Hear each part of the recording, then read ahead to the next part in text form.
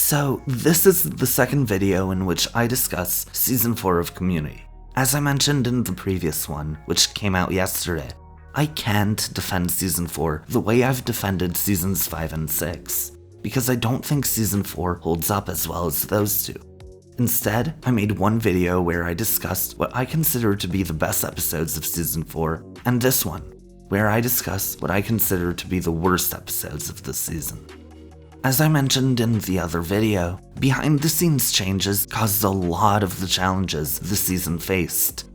Dan Harmon, the creator of the show, was taken off the show, and the Russo brothers left too.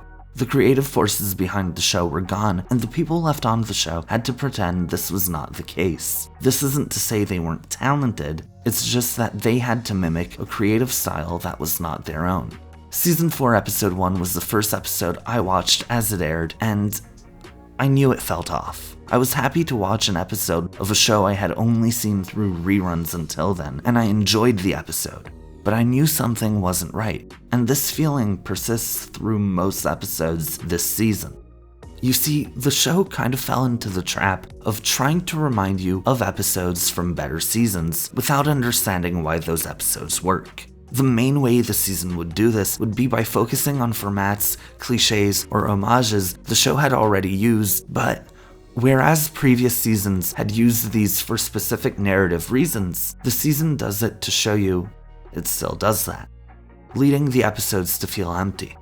The focus was on reminding you that it was still the same show, but in trying to do so, it lost what made it so lively and original.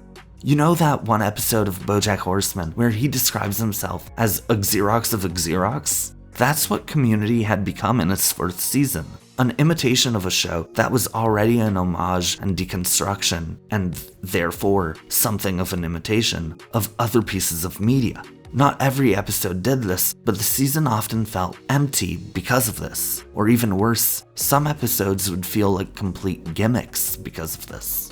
To me, no episodes represent this better than Intro to Felt Surrogacy, which many may know as the Puppet episode, and Advanced Introduction to Finality, the multiversal paintball episode, not to be confused with Season 3's Introduction to Finality. In fact, the only times I've rewatched these episodes since they aired were to make this video, and I don't plan on watching them again after this. I truly don't enjoy them.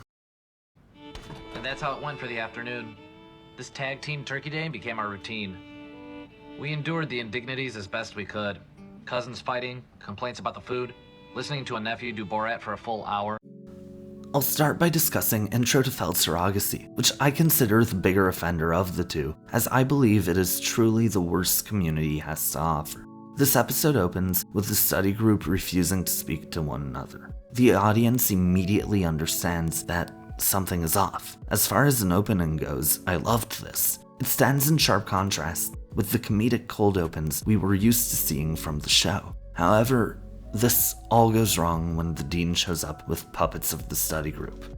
Whereas in previous and future seasons, using mediums such as claymation or old school animation worked for the overall narrative of the episode and tied into the mental state of the characters, the puppets here don't really serve a deeper purpose. They tie into the idea that they were doing puppet therapy and to the idea that they did drugs which caused them to hallucinate, but this was rather surface level. The puppets are present through the entirety of the flashback sequence instead of creatively integrating them, and they don't really represent much more. In the claymation episode, on top of the obvious messaging that Abed did not want to face reality, the childish and wholesome presentation of the claymation worked really well with Abed's emotional vulnerability. Meanwhile, in the G.I. Joe episode, the show chosen once again represents the desire to stay young, while its violence represents Jeff's more aggressive personality, as well as his aggressive reaction to aging. In this episode, it's puppets because drugs. But more than just that, it's puppets because people liked the claymation episode. Oh, also because it allowed Chevy to record his lines without being present for filming. They thought I wouldn't notice because he's in the puppet stuff. But he isn't there when they aren't puppets. His passion for not being there continues to shine. Obviously, this is not the only issue with the episode, but it really defines it as a gimmick. The overall content of the episode feels lacking as well. They went on a hot air balloon, took drugs, revealed things they are not proud of, made their way back. Turns out none of them remember what the others said, and they're all acting embarrassed because they think they're the only ones who said anything. Now, they all agree to give away their secrets again and get along fine. It's not interesting.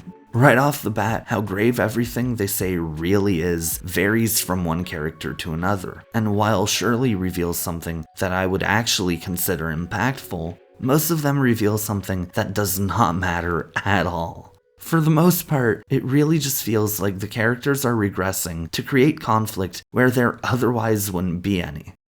I was struggling in history, I'm normally the best. I let Cornwallis rub my feet to give me all the answers to a test. I caused the Greendale Fire of '03. Adding to this, the more interesting stories told this episode, like Jeff bailing on a girlfriend because she has a kid, and feeling like he's becoming his father, would be far more interesting if they were shown to us instead of told to us while high on berries. Not only would this be a more engaging conflict for an episode, but it would also be a simple show don't tell. When it comes to the more personal conflicts of the characters, I'd much rather watch them handle these situations than be told about them. What makes this even worse, though, is the episode spacing makes it quite hard for it to be engaging. Though the cold open immediately sets up the conflict, it isn't until the 14-minute mark that they truly start to address it. All the time used until then serves to set up why they took wild berries in the woods. And once we discover the root of the conflict, they immediately solve it because none of them remember what was said. So, they just agree to announce what they did again. Not only was this far too long before revealing the conflict, but it was also a very underwhelming solution. I think it's kind of hard for fans to believe that nobody in the group spoke to each other for days. 3 of them live together, and 2 of them are dating at this point. Overall, the episode feels lacking. It's an imitation of what came before. It feels unoriginal, it dragged its feet, and the conflict was not engaging to the audience. I have to admit, the Now This Is Adventure song slaps. But that doesn't make up for an episode that doesn't really understand why the show works. Nobody respects me any less as a political activist, right?